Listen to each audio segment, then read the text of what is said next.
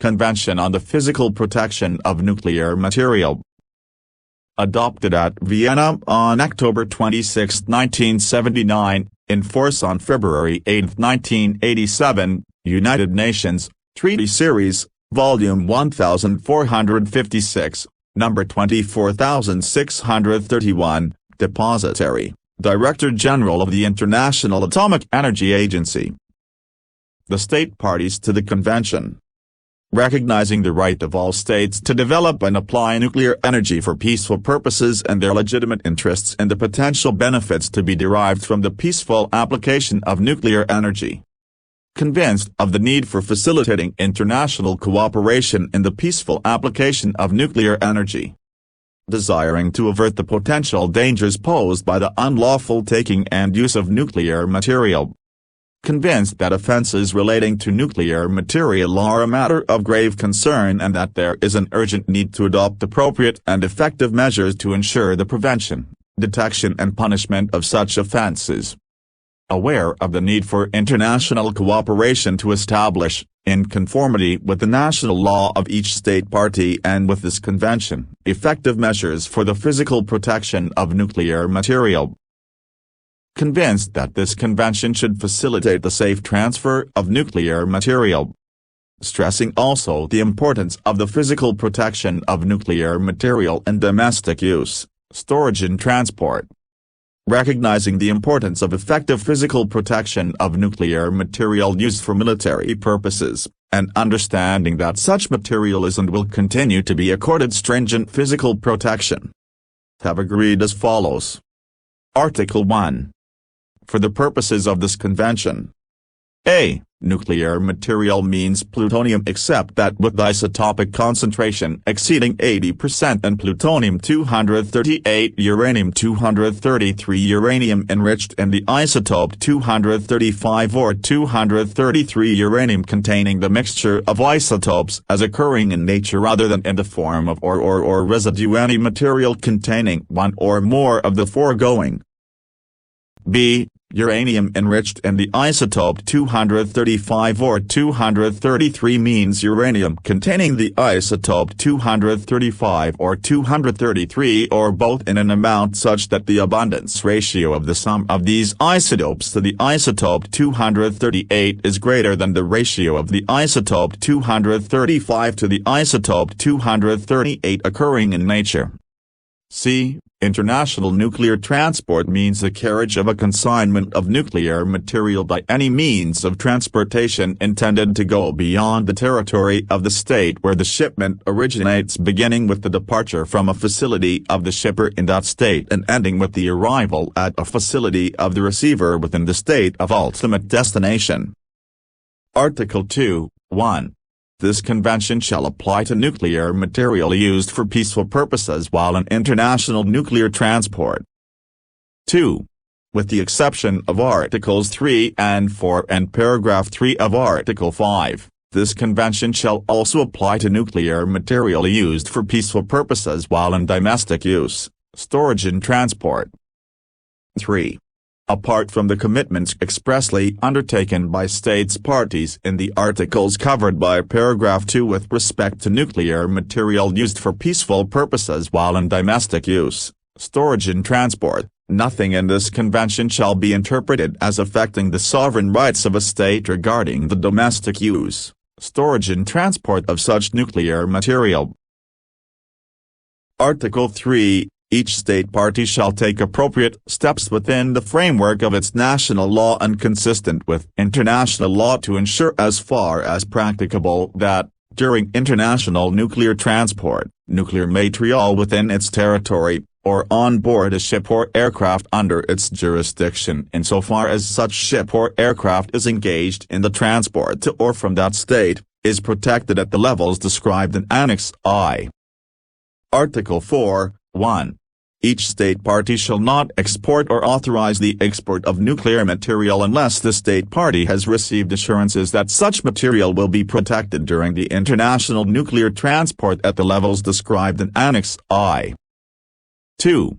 Each state party shall not import or authorize the import of nuclear material from a state not party to this convention unless the state party has received assurances that such material will during the international nuclear transport be protected at the levels described in Annex I. 3. A state party shall not allow the transit of its territory by land or internal waterways or through its airports or seaports of nuclear material between states that are not parties to this convention unless the state party has received assurances as far as practicable that this nuclear material will be protected during international nuclear transport at the levels described in Annex I. For each state party shall apply within the framework of its national law the levels of physical protection described in Annex I to nuclear material being transported from a part of that state to another part of the same state through international waters or airspace. 5. The state party responsible for receiving assurances that the nuclear material will be protected at the levels described in Annex I according to paragraphs 1 to 3 shall identify and inform in advance states which the nuclear material is expected to transit by land or internal waterways, or whose airports or seaports it is expected to enter. 6. The responsibility for obtaining assurances referred to in paragraph 1 of may be transferred, by mutual agreement, to the state party involved in the transport as the importing state. 7. Nothing in this article shall be interpreted as in any way affecting the territorial sovereignty and jurisdiction of a state, including that over its airspace and territorial sea. Article 5, 1. States parties shall identify and make known to each other directly or through the International Atomic Energy Agency their central authority and point of contact having responsibility for physical protection of nuclear material and for coordinating recovery and response operations in the event of any unauthorized removal, use or alteration of nuclear material or in the event of credible threat thereof. 2. In the case of theft, robbery or any other unlawful taking of nuclear material or of credible threat thereof, states parties shall, in accordance with their national law, provide cooperation and assistance to the maximum feasible extent in the recovery and protection of such material to any state that so requests.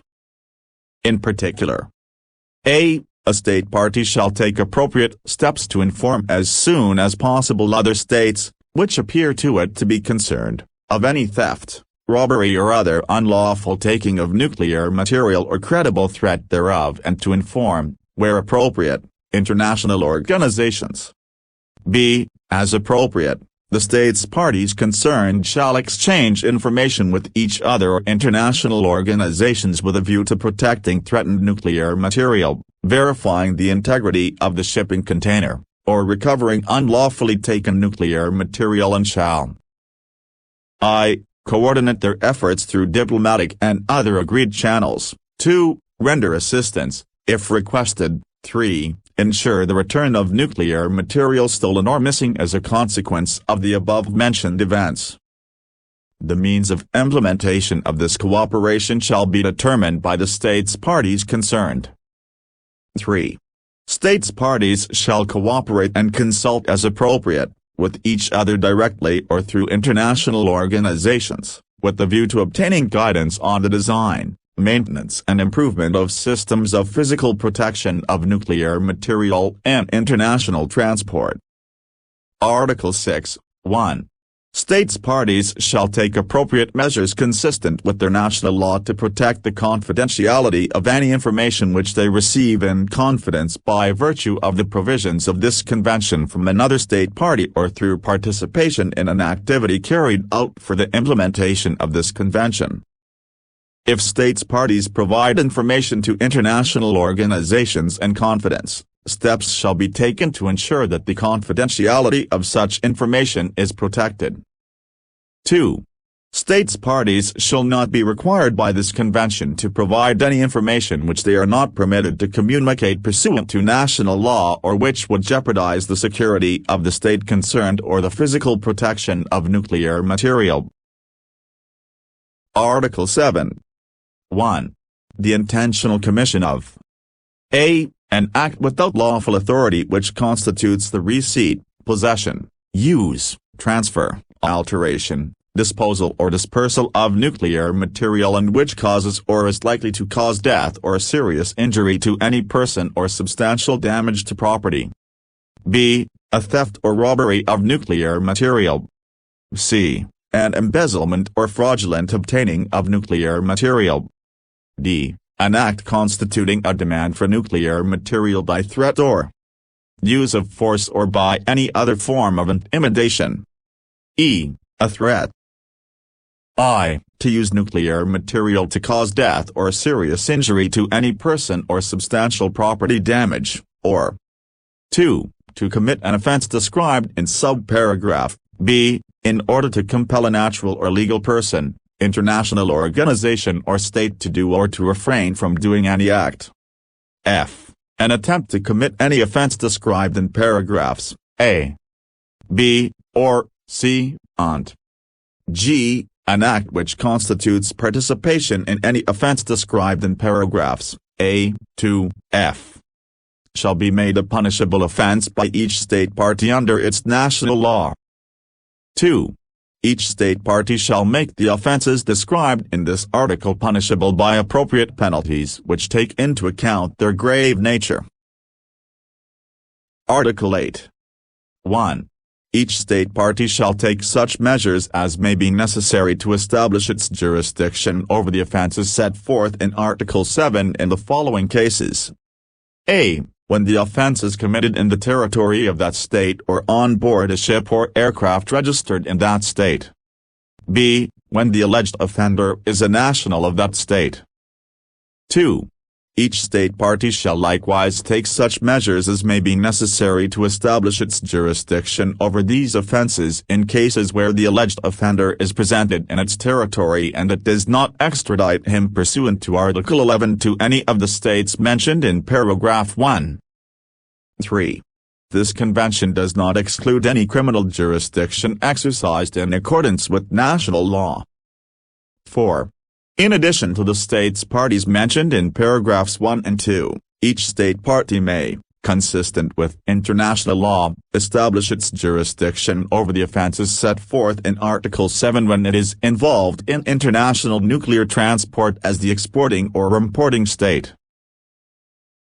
Article 9. Upon being satisfied that the circumstances so warrant, the state party in whose territory the alleged offender is present shall take appropriate measures, including detention, under its national law to ensure his presence for the purpose of prosecution or extradition. Measures taken according to this article shall be notified without delay to the states required to establish jurisdiction pursuant to Article 8 and, where appropriate, all other states concerned. Article 10. The state party in whose territory the alleged offender is present shall, if it does not extradite him, submit, without exception whatsoever and without undue delay, the case to its competent authorities for the purpose of prosecution, through proceedings in accordance with the laws of that state. Article 11. 1. The offenses in Article 7 shall be deemed to be included as extraditable offenses in any extradition treaty existing between states parties. States parties undertake to include those offenses as extraditable offenses in every future extradition treaty to be concluded between them. 2. If a state party which makes extradition conditional on the existence of a treaty receives a request for extradition from another state party with which it has no extradition treaty, it may at its option consider this convention as the legal basis for extradition in respect of those offenses. Extradition shall be subject to the other conditions provided by the law of the requested state. 3. States parties which do not make extradition conditional on the existence of a treaty shall recognize those offenses as extraditable offenses between themselves subject to the conditions provided by the law of the requested state. 4. Each of the offenses shall be treated, for the purpose of extradition between states parties, as if it had been committed not only in the place in which it occurred but also in the territories of the states parties required to establish their jurisdiction in accordance with paragraph 1 of Article 8. Article 12. Any person regarding whom proceedings are being carried out in connection with any of the offences set forth in Article 7 shall be guaranteed fair treatment at all stages of the proceedings. Article 13. 1. States parties shall afford one another the greatest measure of assistance in connection with criminal proceedings brought in respect of the offences set forth in Article 7, including the supply of evidence at their disposal necessary for the proceedings. The law of the state requested shall apply in all cases. 2. The provisions of paragraph 1 shall not affect obligations under any other treaty, bilateral or multilateral, which governs or will govern, in whole or in part, mutual assistance in criminal matters. Article 14. 1. Each state party shall inform the depositary of its laws and regulations which give effect to this convention. The depositary shall communicate such information periodically to all states parties. 2. The state party where an alleged offender is prosecuted shall, wherever practicable, first communicate the final outcome of the proceedings to the states directly concerned. The state party shall also communicate the final outcome to the depositary who shall inform all states. 3. Where an offense involves nuclear material used for peaceful purposes and domestic use, storage or transport, and both the alleged offender and the nuclear material remain in the territory of the state party in which the offense was committed, nothing in this convention shall be interpreted as requiring that state party to provide information concerning criminal proceedings arising out of such an offense. Article 15. The annexes constitute an integral part of this convention. Article 16. 1. A conference of states parties shall be convened by the depositary 5 years after the entry into force of this convention to review the implementation of the convention and its adequacy as concerns the preamble, the whole of the operative part and the annexes in the light of the then prevailing situation. 2. At intervals of not less than 5 years thereafter, the majority of states parties may obtain, by submitting a proposal to this effect to the depositary, the convening of further conferences with the same objective. Article 17. 1. In the event of a dispute between two or more states parties concerning the interpretation or application of this convention, such states parties shall consult with a view to the settlement of the dispute by negotiation, or by any other peaceful means of settling disputes acceptable to all parties to the dispute. 2. Any dispute of this character which cannot be settled in the manner prescribed in paragraph 1 shall, at the request of any party to such dispute, be submitted to arbitration or referred to the International Court of Justice for a decision.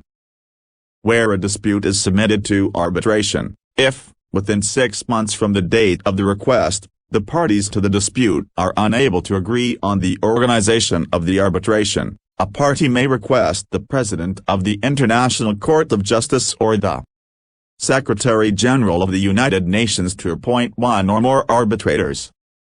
In case of conflicting requests by the parties to the dispute, the request to the Secretary-General of the United Nations shall have priority. 3. Each state party may at the time of signature, ratification, acceptance or approval of this convention or accession thereto declare that it does not consider itself bound by either or both of the dispute settlement procedures provided for in paragraph 2. The other states parties shall not be bound by a dispute settlement procedure provided for in paragraph 2, with respect to a state party which has made a reservation to that procedure. 4. Any state party which has made a reservation in accordance with paragraph 3 may at any time withdraw that reservation by notification to the depositary. Article 18. 1. This convention shall be open for signature by all states at the headquarters of the International Atomic Energy Agency in Vienna and at the headquarters of the United Nations in New York from March 3, 1980 until its entry into force. 2. This convention is subject to ratification, acceptance or approval by the signatory states. 3. After its entry into force, This convention will be open for a session by all states. 4. A. This convention shall be open for signature or accession by international organizations and regional organizations of an integration or other nature, provided that any such organization is constituted by sovereign states and has competence in respect of the negotiation, conclusion and application of international agreements in matters covered by this convention. B. In matters within their competence, such organizations shall, on their own behalf, exercise the rights and fulfill the responsibilities which this convention attributes to states parties. C. When becoming party to this convention, such an organization shall communicate to the depository a declaration indicating which states are members thereof and which articles of this convention do not apply to it. D. Such an organization shall not hold any vote additional to those of its member states. 5. Instruments of ratification, acceptance, approval or accession shall be deposited with depository. Article 19, 1. This convention shall enter into force on the 30th day following the date of deposit of the 21st instrument of ratification, acceptance or approval with the depository. 2. For each state ratifying, accepting, approving or acceding to the convention after the date of deposit of the 21st instrument of ratification, acceptance or approval, the convention shall enter into force on the 30th day after the deposit by such state of its instrument of ratification, acceptance, approval or accession. Article 20, 1. Without prejudice to Article 16, a state party may propose amendments to this convention. The proposed amendment shall be submitted to the depository, who shall circulate it immediately to all states parties. If a majority of states parties request the depository to convene a conference to consider the proposed amendments, the depository shall invite all states parties to attend such a conference to begin not sooner than 30 days after the invitations are issued. Any amendment adopted at the conference by a 2/3 majority of all states parties shall be properly circulated by the depository to all states parties. 2. The amendment shall enter into force for each state party that deposits its instrument of ratification, acceptance or approval of the amendment on the 30th day after the date on which 2/3 of the states parties have deposited their instruments of ratification, acceptance or approval with the depository.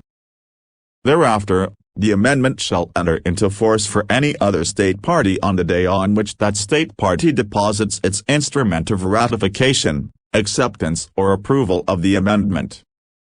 Article 21, 1. Any state party may denounce this convention by written notification to the depository.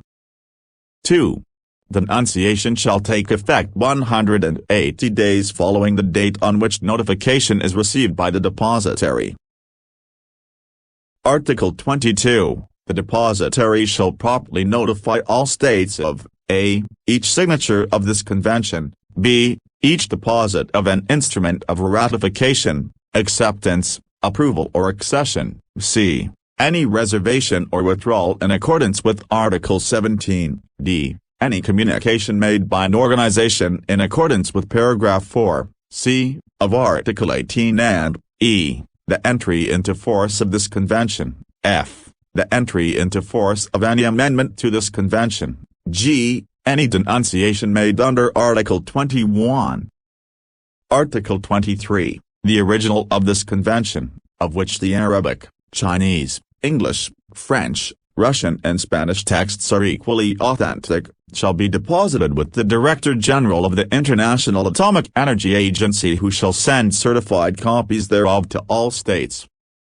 In witness whereof, the undersigned, being duly authorized, have signed this convention, opened for signature at Vienna and at New York on March 3, 1980.